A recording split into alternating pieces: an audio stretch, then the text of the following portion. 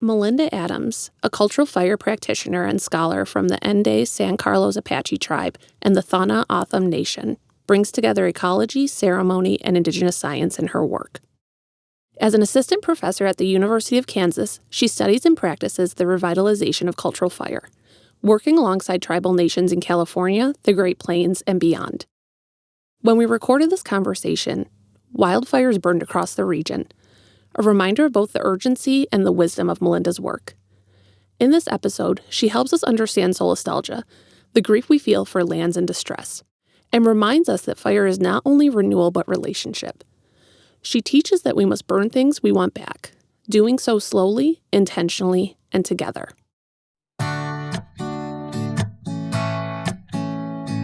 Chwant Eskenahe. Bonjour. Welcome to Tending Our Roots with Indigenous Methodologies, where we explore Indigenous approaches to research, evaluation, and community practice.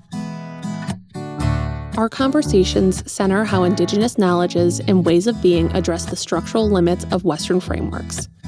This podcast is a living resource for those nurturing the health, healing, and futures of Indigenous communities. I'm Migas Gonzalez. And I'm Jill Fish. Chwant Eskenahe. Hi, Melinda. It's so nice to be here with you today. We connected a little while ago, and we're just happy to visit and talk more. Wonderful. Thank you, Jill and Migas, for having me. I'm excited to be here to talk. Well, you describe yourself as a cultural fire practitioner, a term that evokes both medicine and practice. Is that language intentional? What does it mean to practice fire as medicine, and who is it for? Oh, that's a great question. And to sort of situate an answer that I have or things that I've thought through doing this fire work, I just wanted to introduce myself. So in our language, we would say Daugate, Melinda Adams, Honshle. Hello, my name is Melinda. I belong to the San Carlos Apache tribe, and I'm a cultural fire practitioner and a fire scholar. So I'm an assistant professor at the University of Kansas in the Department of Geography and Atmospheric Science and Indigenous Studies.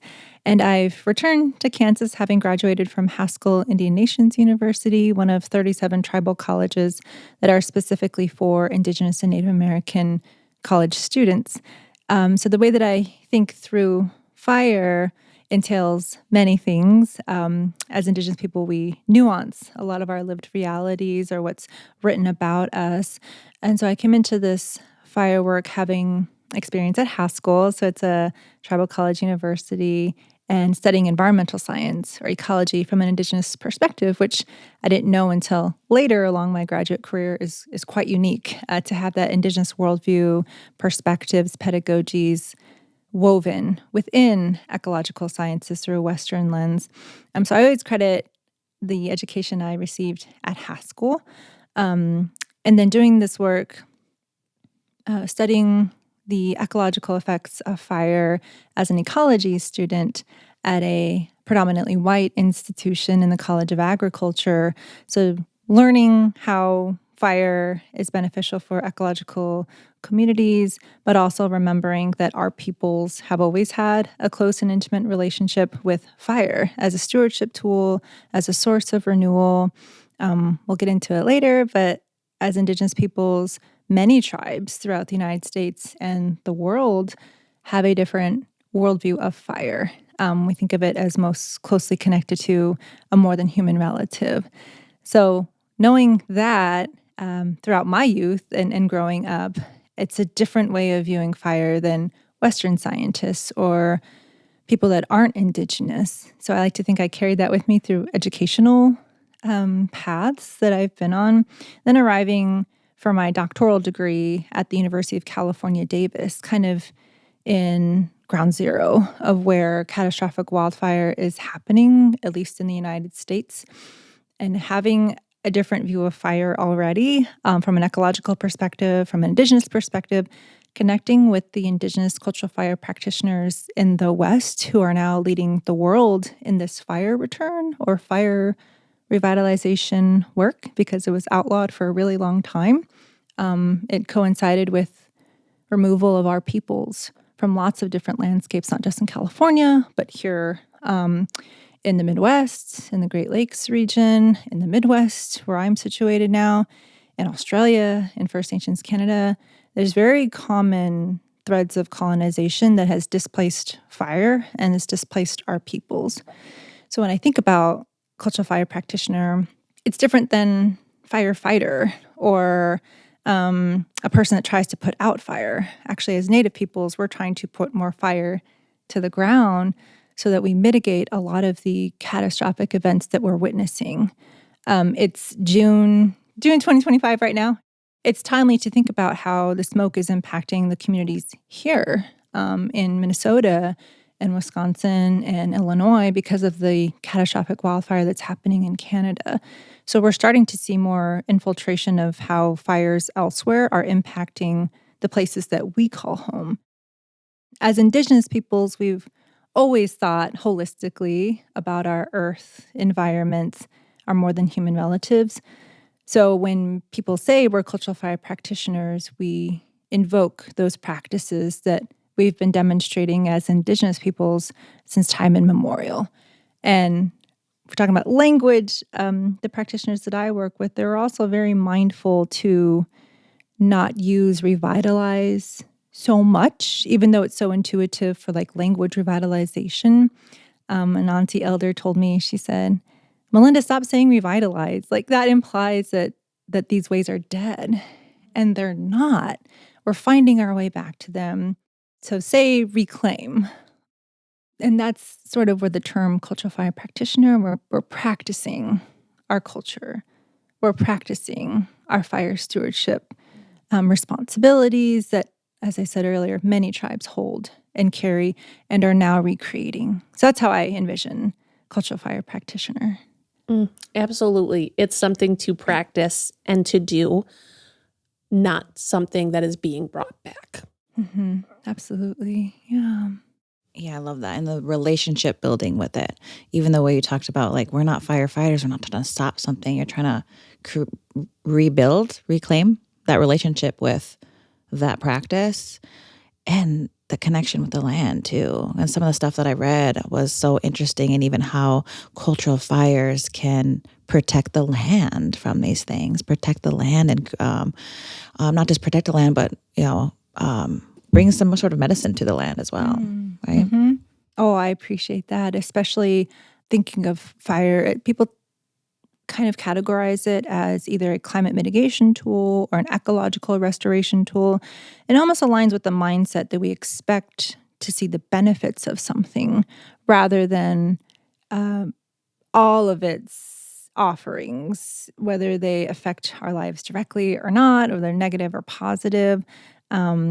So a different viewpoint of how we're working with our more than human relatives.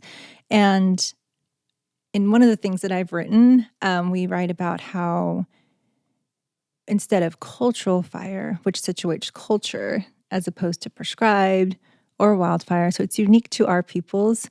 One of the other elders that I work with, he is very forward in calling it ceremonial fire because in addition to ecological benefits, many of our tribes also use fire ceremoniously, right? It's an integral part of our social gatherings, our ceremonial gatherings. So we're mindful that there's many ways to think through this medicine, both in how it reinvites our plant medicines or our animal relatives that are part of our medicine cycles, but it also brings together our peoples. If we think about all the ceremonies that are meaningful to us, one of the cultural stories that I have as an Apache woman, and I'm sure it resonates, I hope it resonates with other tribes, is we have stories about how fire is linked to trickster stories, right? So we have stories about how Coyote created fire or stole fire. But either way, it's a lesson that's passed down to us. And like the ceremonial part of it is assumed like within our tribes and how we pass on these cultural connections of fire and everything that it's related to. We were also thinking that fire is often framed in Western contexts as either dangerous or purely scientific. Yet in your work, it's also deeply relational and spiritual. How do you bring science and ceremony together in your fire practice? And I know you just alluded to fire being so important to many of our cultural practices, but if you could expand on that a little bit more, I think it's a really interesting point. Sure. And first off, what a generous question, and I appreciate the recognition that it goes beyond science. So the space that I typically sit in academically, I'm looked at as a person that writes about cultural fire, which is unique to our Indigenous communities. But the work that my lab tries to lead is looking at the effects of cultural fire on our soil ecosystems and our plant systems. I think that's so important because a lot of times, if we think about fire, it's always wildfire. Like there's an overwhelming amount of information that talks about the negative effects of wildfire, ecologically, the consequences of that. So I sit in this space where I'm advocating for more access to our lands as Indigenous peoples that have been ceded through different waves of colonization. So if you listen to a lecture that I'm giving on fire, you don't get to listen to the science of it without listening to the history of colonization of our peoples, of land removal, of environmental devastation that has happened within our communities. And if you think about large-scale mining, large-scale agriculture, our ecosystems, our more than human relatives, look quite different than they did when our ancestors were living on the lands that may or may not belong to us right now. So I think that's pretty key. If you're in a Western science lecture talking about fire science, we have to start there. We have to start there so that we're not categorized as long ago, far away peoples, which tends to be the trope that many people in a science field categorize us into. So I think it does a lot. And when we're talking about fire science, a lot of people are leaning to prescribed fire practitioners and fire ecologists to sort of try to solve this wildfire problem that we're having. And I think it would be dismissive and erases Indigenous peoples if we don't start first with the original stewards of these lands and waters. So that's kind of my lecture style and the realm of academia that I take up space in. So the ecological benefits of cultural fire is what kind of my lab works through, its effects on vegetation, specifically culturally significant plants. And then I look at what's happening. Plants get a lot of attention. I look at what's happening below ground, sort of the soil ecosystems. Healthy soils is a topic that's on a lot of people's minds right now because of our large-scale agriculture, large-scale mining that has sort of devastated what's happening below ground. If you think about monocultural systems, one type of species growing and rotating. If you think about the amount of chemicals historically that we've put into the ground to support large-scale food systems. So I work in this space that asks the questions of, well, what happens if we take these ostensibly abandoned lands that we've overfarmed, disturbed? What happens if we apply fire, an Indigenous stewardship tool, lower temperature, doesn't scorch it like wildfire does? If it's tended to, if we then invite our responsibilities back, because you can burn lands and see positive effects and then call it a day and move on. But that cultural fire element to it is inviting a return of our peoples to those lands to continue caretaking rather than just burning and leaving. We burn and we stay and we come back and we tend to that land and we tend to those medicines. Because more often than not, those medicines are what we want to see returned, right? If we think about how they would have thrived under lower temperature, lower severity fire keeping. So it's a responsibility that we have. Where that fits into Western science, I think they're calling it permaculture. I think they're calling it conservation, but these are ways and lessons that our peoples, again, have always known. So I'm trained as an ecologist, environmental scientist, do some fire ecology. When I was earning my doctoral degree, I was very intentional about having Indigenous methodologies, leaning on Indigenous scholars that have written about the theorizations of land as pedagogy, Anishinaabe intelligence, which I love. It's a step beyond calling it Indigenous knowledge. We're referring to it as what it is, which is intelligence. So I purposefully weave Indigenous scholars. I privilege what they have to share within academia as a way to be visible as an Indigenous scholar that's doing this work in an otherwise Western science field. So I think there's some uniqueness to that. What I do and what my lab forwards is, yes, we're going to study soil science and fire science and plant science, but we're also going to purposefully forward and cite and recite Indigenous scholars. So some of the folks that we've geeked out a little bit about, so Robin Wall Kimmerer, Leanne Simpson, Audra Simpson, Sean Wilson, Linda Tuaway Smith, just seminal works that are relatives put out into the world. So invoking that into a Western science sense. I'm so excited that I have the opportunity to do that and guide Indigenous and non-Indigenous students in this journey of being more interdisciplinary, because to try to solve the climate crisis, or in this example, the wildfire crisis, we have to think interdisciplinary. We have to lean on those teachings that have sustained our lifeways through waves of colonization since time immemorial. So that's kind of the space that I take up in academia. Academia is a way that I can at least try to visibilize our peoples and encourage the next generation to see themselves within those systems that weren't built for us or didn't have our Indigenous ways in mind when they were created. So the last thing that I'll say about this invoking Indigenous research methodologies is kind of what we'll call them, but they're ways we've always demonstrated our kin networks and connections to more than human relatives.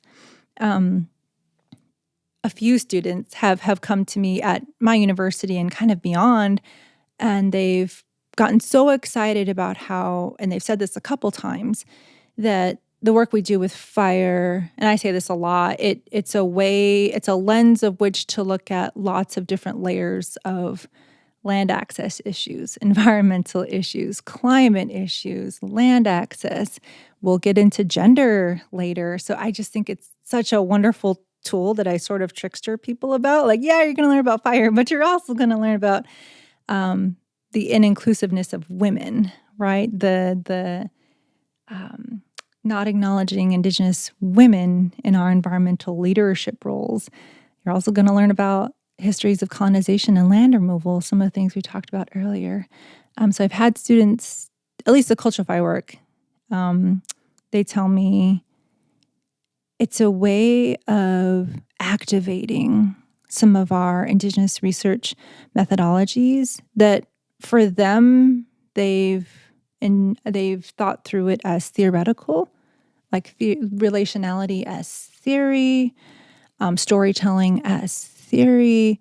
But with fire, it allows for those ways of being and methods, but we also get to invoke them. So it's applied.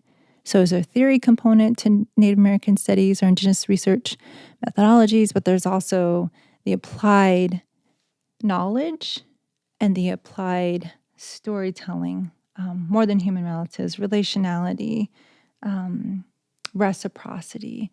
So for them, I think it gives them a sense of being tangible, where they can go and take part in an actual Indigenous-led cultural fire led by Native peoples, and they return to those lands and they see the actual benefits of those teachings of fire, of how we gather ourselves together as Indigenous peoples, how we lead with Indigenous thought and caretaking. So I think for them it resonates, maybe actualizing some of the things that they've read in theory and books, and they get to see it on the land. They get to activate it themselves. So I think for me that's exciting when we have younger people that appreciate the scholarship that they've read, but can feel it and sense it and kind of demonstrate it in real time. Definitely. I mean, how lucky to be in a program to be able to have those experiences with the land. It's like almost obvious in the way that we Indigenous peoples learn and, interact. However, that's sort of usually separated when we get into Western institutions. So I appreciate that. For our listeners who may be completely intrigued by now, but are unfamiliar what cultural fire is, what cultural teachings around fire would you most like to share? And for Indigenous people who aren't cultural fire practitioners, what are some ways we can begin to build or renew our relationship with fire? Right. I would say that's the number one question that I get. Like, oh, Melinda, that's great. You're out there, tending fire. What is cultural fire? So I appreciate that, Migs. The way that I've come to understand cultural fire, and this goes back to what I've learned as an Apache woman with cultural upbringings of stories of fire, and it also coincides with the work that Indigenous peoples right now are doing to mitigate the effects that we're all feeling from large-scale catastrophic wildfire. So what I've perceived, but what's been affirmed by the Indigenous cultural fire practitioners who are like world leaders in this cultural fire return movement, is cultural fire is the intentional placement of Indigenous-led prescribed fire, using traditional ecological knowledge. So those things are pretty key when we talk about how these systems fire is rooted in fire suppression. And that's true for California, and it's true for a lot of states a lot of areas across the United States where fire was banned for a really long time. So when we talk about fire, most people reach for house fire or wildfire, or if you're out west, a lot of people themselves have been directly impacted by wildfire and already have a negative connotation of what that means. So when we say cultural fire, we're saying those key things: Indigenous-led, TEK focused, right? Because that means only Native peoples can practice this or call it cultural fire. And also, a practitioner made sure that I knew when we say cultural fire, we're centering our culture. Because now when we worry about things like cultural appropriation or the theft of knowledge that kind of runs rampant in academia, we must be intentional about maybe how we're defining things for now. I say for now because definitions always change within our communities, and I don't want to discount another tribe's interpretation of what cultural fire is. So we try to be mindful, but we try to be complicated. Yeah. Otherwise, we're oversimplified. We're placed in this box of homogeneity, right? We're all the same. We all do the same ceremonies. We all pray to the same more than human being. So it gets complicated. But in my understanding, those are the elements of cultural fire. What I've run into, because I work in a place with a very rich intertribal community, I imagine it's like that here as well. Many different tribes represented who hold our own stories of more than human relatives and fire specifically. I tend to get younger folks that are interested. They want to come out. They want to burn things, and that's okay. So when we're out on the land, we'll go around and ask who has fire experience. And more often than not, a lot of people don't. Maybe they've tended fire in ceremony. Maybe they have family that used to do farm burnings. It's kind of, it's varied. So when we talk about or on the land actually placing slow, cool burns, there's a moment for teaching and sharing and relationality and community building, which again separates cultural fire from agency-led prescribed fire. And more often than not, those moments allow for some space of recognizing that this looks and sounds, and maybe even the environment looks and feels familiar, but that they may not have direct fire teachings that they can recall or know about. So oftentimes I'm like, oh, well, my tribe didn't use fire. So I invite them to think, well, maybe not in this way and maybe not right now. But I would imagine, like lots of our tribes, we have a connection too. You know, it may not be for the same reasons, but surely you've worked with or tended to fire in some form before, or it's produced medicines that we rely on. But what I've learned is there are those interactions, but there's also the recognition of this knowledge was taken from us. Maybe my tribe did tend fire a really long time ago, but not recently. And then there's a recognition of boarding schools. Oh, well, that was a cultural connection or cultural stories that I used to hear or probably would have heard. But because my family was removed or taken away, there are these disruptions that happened, which if we're on the land learning with fire together, it invites, well, this is our way of taking it back. This is our way of re-recognizing a lot of those cultural connections that are on the land. Many times the language will come back when we're on the land together. So there's all these beautiful moments of healing. There are these like resonant moments of it evokes cultural histories in a really beautiful way. So although Indigenous peoples may not be cultural fire practitioners, it strikes a chord in them when they're on the land learning fire from other Indigenous communities. So I think there's opportunities there. I call it coalition building, like sharing fire knowledge, especially for our younger generations who might be away from home or who might not be as culturally connected to their family members or to their tribal members. So it allows for an opportunity for them to experience their indigeneity in a place that's safe, culturally safe for them. So if it's unfamiliar or if people can't necessarily remember fire teachings, being out on the land and tending fire certainly strikes something in them to want to know more, to want to know about their cultural histories, their language. So I think it does a lot when we're on the land burning together. And I appreciate the renewing relationship with fire. And this will be my last story on this. But so I have, like I said, my own Apache teachings of tending fire for ecological but cultural sustainability, improvement, positivity. And being out west, learning from tribes in California about how they have similar but very distinct and different cultural worldviews of fire. And that work, there's a lot of people in California that do this work, and it's a wonderful place to be.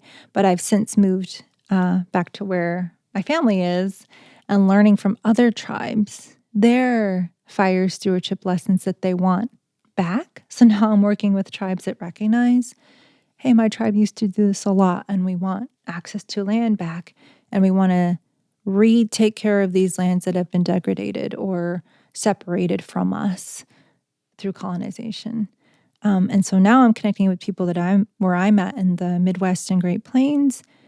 And now this work has connected me to fire scholars that are doing the same work in several provinces in First Nations Canada and also in other parts of the world. So in Western Australia, where they have cultural fire practitioners that are revitalizing their fire stewardship lessons. So there's something to be said about the connections that fire makes with us as Indigenous peoples. So this work has gone so far beyond where I thought it was at and what it would be. And all of that is inviting healing for our communities. And that's what brings me the most joy in this work, those connections that we have with other tribes, with other nations that have similar histories, but similar fire futures too. It sounds like fire is generative, right? It generates connections, but it generates healing and it generates learning for people who come to be involved in fire practices, even if they haven't had them in the past. It invites people to step into their indigeneity. And I think that's really exciting. And that brings us to gender, because I think that's such an important part of cultural fire practices that you've mentioned before. And when I think about you, Melinda, some of my earliest exposure to you was this really striking photo of you walking through a field with fire behind you. And I look at that and I think, wow, a modern Indigenous woman and a scientist. So what is the role of women in reclaiming fire practices, and how has your relationship with cultural fire evolved over time? Oh, I appreciate that question. And thank you for recognizing the work and the folks whose shoulders I stand on, in regenerating this fire work. I will say for your listeners that I'm in the field of fire ecology, wildfire science, and we think about fire agencies that are the first to sort of be called and put out catastrophic wildfire, the folks working really hard in Canada right now. Those are wildfire professionals, and they're associated with wildfire scientists. So we're all trying to solve the same problem. Like, how do we put out catastrophic? How do we put out large-scale catastrophic? Or how do we save life? So for those that might not know, that space is heavily white, male dominated. Not a lot of women in leadership roles, not a lot of underrepresented people of color that are in fire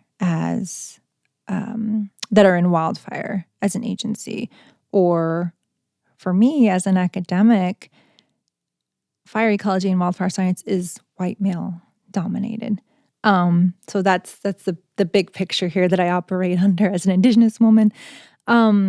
Within the cultural fire space, if you do a quick search on cultural fire, a lot of Native men are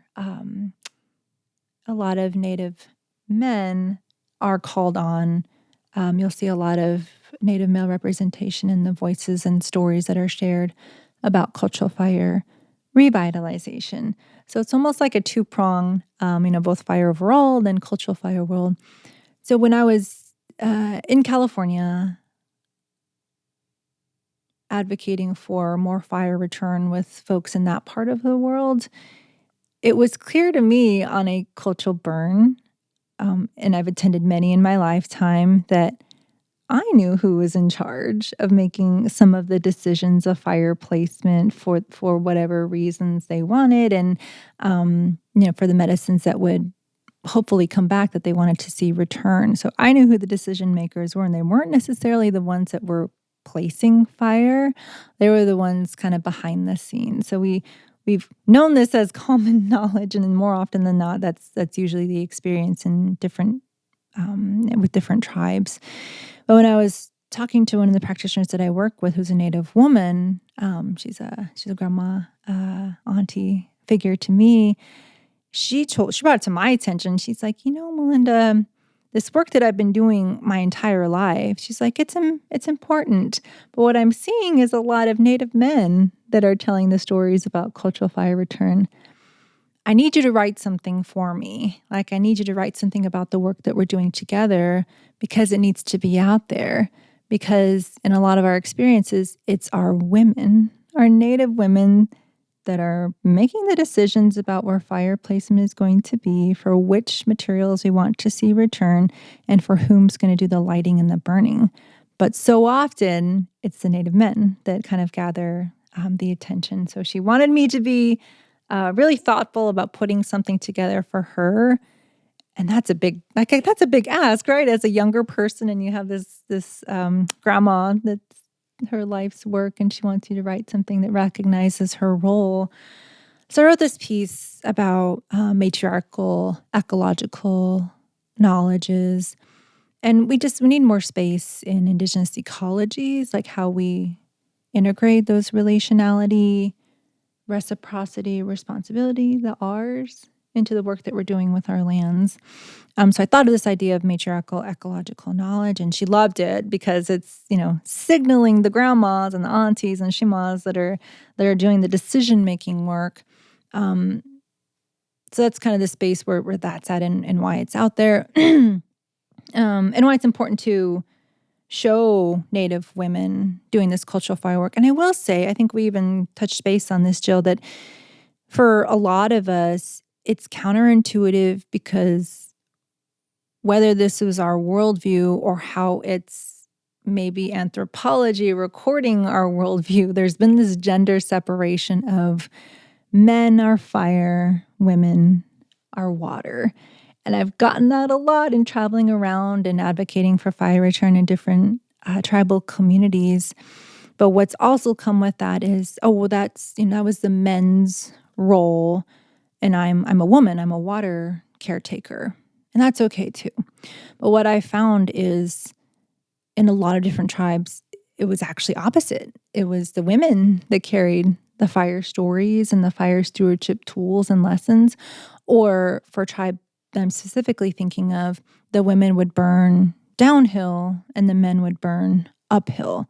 So interesting dynamics and responsibilities and roles there. But the elders that I talk to who have lived a lot of life and have seen, a lot of change within tribal communities happen, what they've shared with me is, well, this might have been men's role in the past, but it's our women that are shouldering the responsibility right now, given our connection to our other walks of life, right? Older generations, younger generations, given our advocacy in environmental movements, right? So for the elders that I've worked with, they've been keen in noticing, oh, well, they're recreating these leadership roles.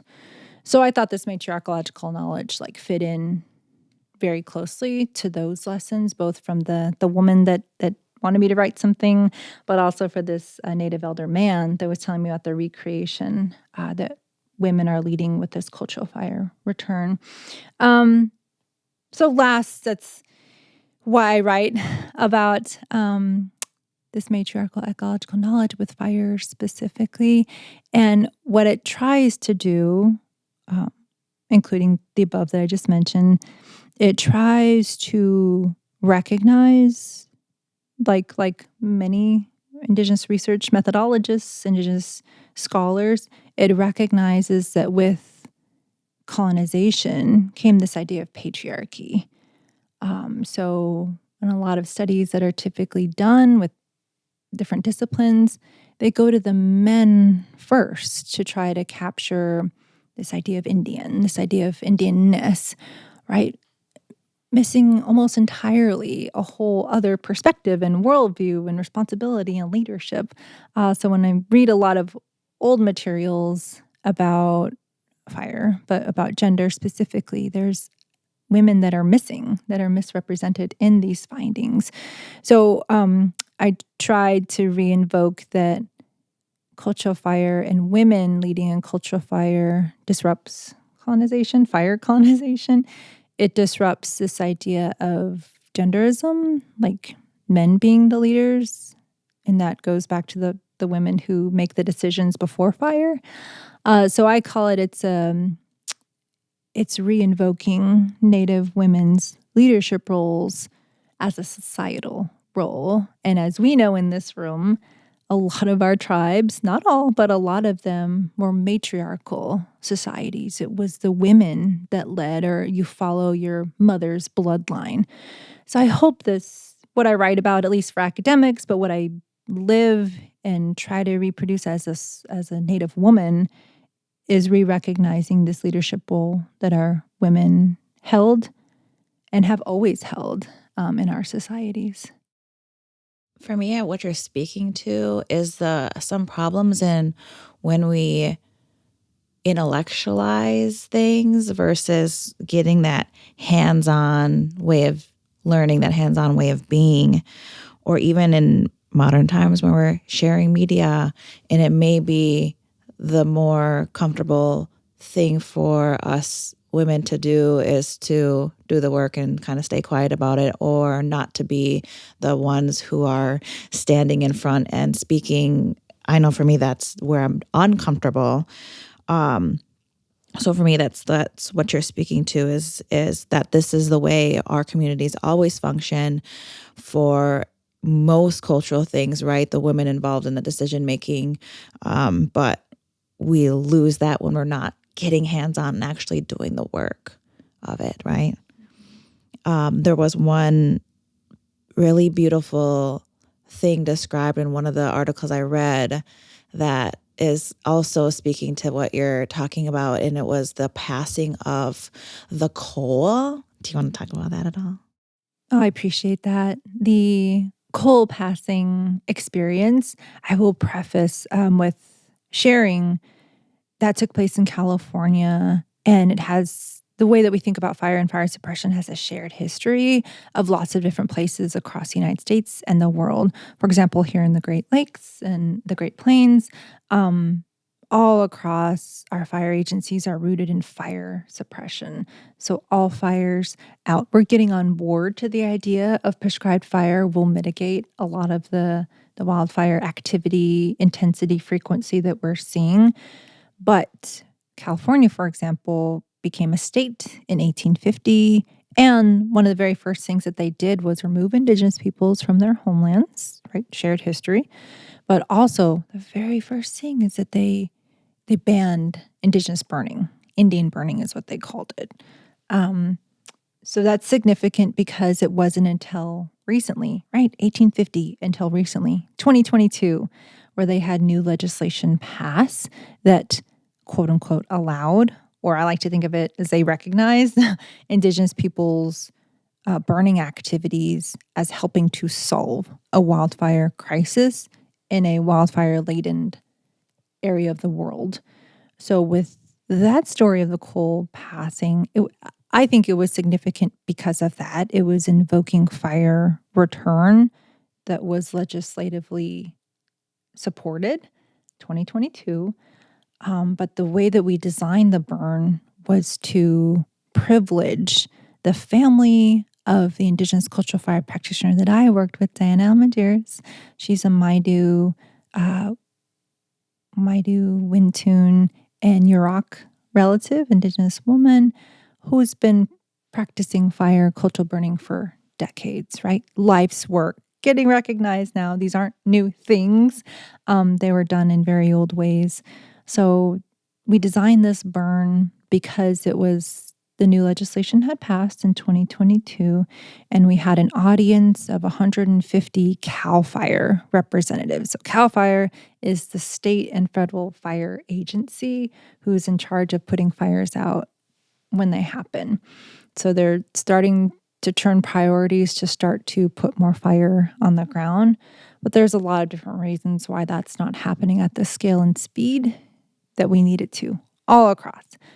So long background, but why that was significant, this family burn that I designed with Diana to privilege her family and her cultural teachings for medicines that she wants to see return, because she shares this with us so beautifully to the crowd of 150 CAL FIRE fire agency peoples. We burn the things that we want back ceremoniously, culturally. And that just, like, you could see on their face the unfamiliarity, but that it resonates and it makes sense and, it strikes a chord with them. So that was a really great way to get people's attention and to set the intent for the day. So the coal rotation was important. It's something that she's created and she does in her teachings because it slows the fire pace down, right? If you think about people going out there with their helmets and their forestry gear and they go, and the mentality is that they want to burn as much as they can, as fast as they can. So with that, you kind of lose some of the intentionality, some of the community that might be out there with you who maybe can't go at that pace and scale. So for us, for her, that coal passing, it's slowed things down and maybe created an environment to where those culturally significant plants and relatives are going to respond more receptively, right? The other significant part was the coal started with one of our Maidu relatives. He's a fire professional and a cultural fire practitioner. He started the burn on one of the culturally significant plants, a red bud relative. And then the first coal was passed, I believe, to myself as a member outside of the family. But we thought of it as grandmother to aunt or woman to woman, kin to kin, one tribe to another. Like teaching, literally you could see the fire teachings being passed, right, in a gentle way, in a relational way. So she passed the coal to me. And then I passed it to Diana, the cultural fire practitioner and leader in this, to her daughter, who's closer to my age. So you see this like peer-to-peer, relative to relative, woman to woman, mother to mother. So then Diana's daughter passed the last coal on to her daughter. So Diana's granddaughter. And it was the youngest person in the rotation. I think she was 17 at the time, Julie. And it was, I think I wrote, it was the most impressive fire. It was to the plant relative that would ignite the most. It's the highest, the hottest, the most impressive. And you see these like 150 CAL FIRE representatives just kind of in awe that a 17-year-old not wearing fire gear, but an Indigenous woman led by the intergenerational knowledge that she just received and like demonstrating it. So it was quite a beautiful experience to be a part of and to support Diana and the work that she does and the lessons, all of those things that are passed along to people who wouldn't otherwise be exposed or care to learn about that Indigenous knowledge and relationality. So yeah, honoring that the coal passing is something that Diana has continued to do. So as wildfires intensify with climate change, we hear little about colonization's role in that crisis. How has colonial disruption of Indigenous fire practices contributed to these conditions? And how might cultural fire offer healing, not just for the land, but for the grief of solastalgia? Mm-hmm. I will say that we are starting to see more things being written and more attention being brought to the roots of colonization within the climate crises. So, for example, doing this fire work, I've been connected to tribes other than my own and others that I previously worked with that are now in New York and are now in the Great Lakes area here. So there's this report, the status of tribes and climate change, that I'm really proud of. One, because it brought those same folks that I named together, and the purpose of it is to answer back to some of the climate assessments that have been written in years previous that are void of or inclusive of Indigenous scholars and Indigenous experiences of climate change. So Status of Tribes and Climate Change does that, and it focuses on fire specifically. And I will say, going back to the fire suppression policy that I mentioned earlier, what connected us all as authors was recognizing we're not doing enough cultural fire or prescribed fire in my community or my community, and now we're experiencing wildfire in this community and in that community. So there's a linkage that's there that we talk about, that we observe, that we're living through. So now academia, as always, is catching up to Indigenous worldviews and thought and experiences. And when I try to talk about climate and wildfire's role, cultural fire's role to mitigate a lot of what we're experiencing, so recognizing the fire suppressive policy and how there's now legislation that tries to undo some of what that colonial history has done. So the CCAC report, other things that I've written about that recognize it, and offering cultural fire as healing as a way to mitigate, recognizing that first. So lots of shared fire histories and land removal and the banning of Indigenous fire stewardship as an ecological and cultural tool. So the space that I work in right now tries to build, I mentioned this earlier, try to build fire coalitions. So now finding other people, other Indigenous peoples from communities that are also experiencing some of the same things, who share similar histories, and now sharing lessons with one another. So a lot of my work was in California and presenting legislation to leverage decision-making back to Indigenous fire practitioners on a state level. So now it's moved to federal level. Now there are things being written that propose that at a federal level. And federal level operates, for now, entities like the US EPA, the Department of Interior, the Bureau of Land Management, the US Forest Service. And if we look at a map of public lands and private lands, a lot of those entities manage lands that are under those jurisdictions. And they may or may not have collaborations or co-management plans with tribes. So this complicates our ideas of fire return and decision making on those lands, and certainly the impacts of climate change in those communities. So understanding all of that when trying to write a burn plan is important, right? When we talk about how do we, and I write about this, how do we go from having co-led burns like the Cal Fire story that I shared earlier? It's great that they're there, but they also have requirements for us that isn't conducive to true sovereignty. Like you can only burn on certain days, which might, if as seasonal people, it might not align with our gathering activities or our ceremonial activities. So we're still adhering to like a Western science conception of a fire calendar. That's not the same as what ancestrally we used to organize ourselves under. They also might require us to have all the fire gear and all the technology and the water rigs, and communities don't have access to a lot of those things that cost a lot of money or takes a lot of people's times.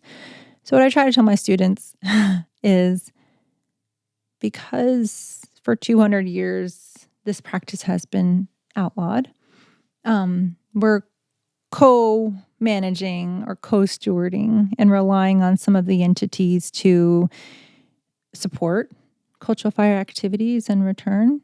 Here in the Great Lakes and the Midwest region, tribes are working with state parks, right, to gain more access to their homelands and to intentionally place cultural fire for significant plant return. Out west, it's federal agencies. It all looks different.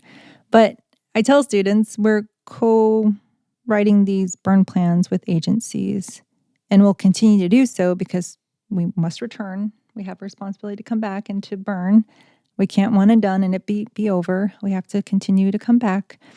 But we're on our way if we keep coming back and we keep responsibly burning and seeing the benefits of the ecological return.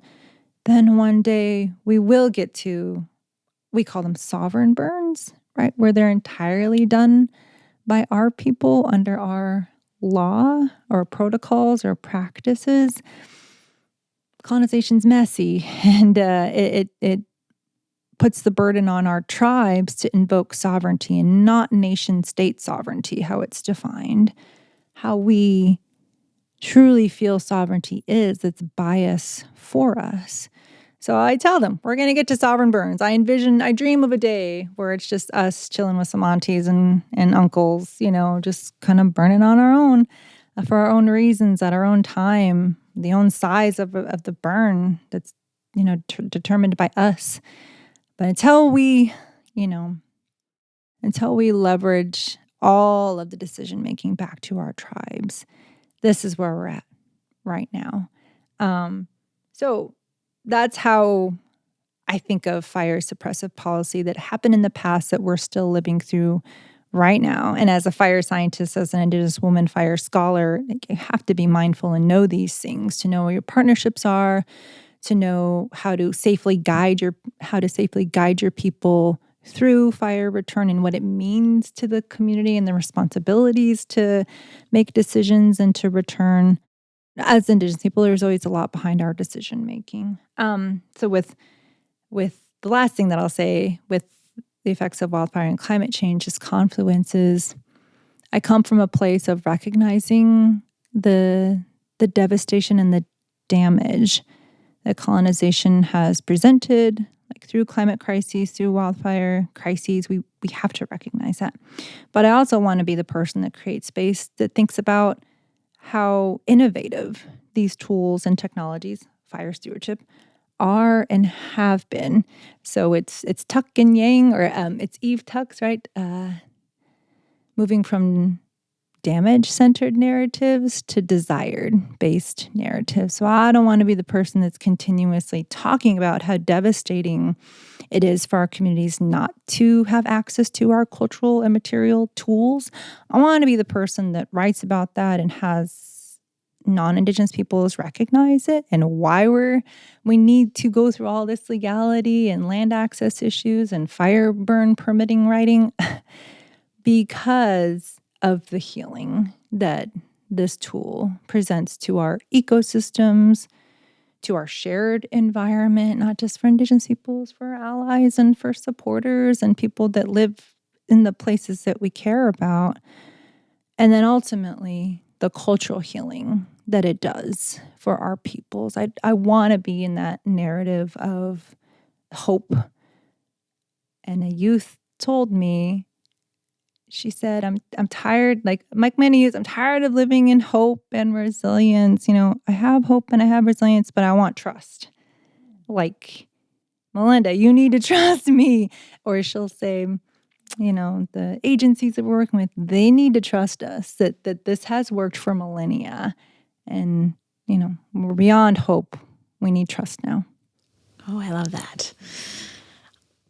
The last thought I want to bring up is, so when I read some of your stuff, I did have to Google solastalgia, what that was, which is many people do, yeah. Right, which is the environmental grief that we feel. Is that accurate? Mm-hmm. Yeah, that's accurate. And one of the articles was quoting a Chairman Good from, I forget what community, but he talked about solastalgia and solophilia again. I Googled these words. But what came out of it was the idea, because he was saying we would like to move our people from solastalgia to solophilia. And what that meant for me was the moving our people from feeling that state of loss to feeling that state of abundance and that state of wisdom. And this is becoming a theme, I think, for us, is moving from that, from feeling that loss to living in that loss and that, the grief, to moving to abundance and listening to what we always have maintained, right? That teaching you talked about in the beginning, stop talking about revitalization. We talk about reclaiming and why she gave you that teaching. That's definitely becoming a theme, and something that's really alludes to the beauty of Indigenous methodologies, I think, too, is that we can be there because we have maintained so much of our teachings, and we're just sort of unearthing those things, right? I really appreciate the time we have today. And I think moving forward, because I'm one of those folks, I didn't know much about cultural fire, but I'm going to be sort of attuned to that as I move through life because of this conversation, because of learning more about what you do. And really appreciate you being here. Yeah. I feel like fire has many things to teach us, and that it is not done teaching me, that I am just now beginning to learn. But I see almost a clear meaning for healing, which is that barriers need to be out of our way and reduced. A community of people has to care for us, and that we can always kind of retreat into the ground and come back stronger and healthier. So I really appreciate you being here, because that is a teaching that I would not have thought about had we not had this conversation. Yeah, well, Melinda. Thank you so much, Jill and Migas, for the time and just a generous conversation. I knew it was going to go great, but it's healing for us too, I think, to sit here and be able to to share our relationality in this way. So I always like to thank the cultural fire practitioners that have gifted me so much time and knowledge and wisdom, and trying to make me a better Indigenous person, trying to make me a better scholar, and trying to be a better relative, as we all walk the paths that we're walking. And just the future of fire is Indigenous, and Indigenous woman-led. So I'm really excited with where this conversation might go, and to Indigenous peoples that are listening, resonating, and to our non-Indigenous allies and supporters as well for your show, and who come across any of the fire work that I do. So just a great big ashon. We say all good things in my language. Thank you. You have been listening to Tending Our Roots with Indigenous Methodologies. We are your hosts, Jill Fish, Tuscarora Nation. And Migas Gonzalez, Lakudere Ojibwe. This podcast was funded by the Robert Wood Johnson Foundation and supported by the Circle P50 Center of Excellence, funded through the National Institute on Drug Abuse of the National Institutes of Health. The content is solely the responsibility of the hosts and their guests and does not necessarily represent the official views of their funders. Production of this season was made possible by solar-powered studios in what is now known as St. Paul, Minnesota, on Dakota homelands. Podcast artwork was completed by Marlena Miles, a Spirit Lake, Dakota, Mohegan, and Muskogee artist. Our theme song, Best of Me, is used with the permission of Anishinaabe and First Nations singer-songwriter Leonard Sumner. You can find more detailed information in our show notes. Miigwech for listening. Nyawa. If you've seen the dark that I've seen and the struggle, you wouldn't walk another mile on your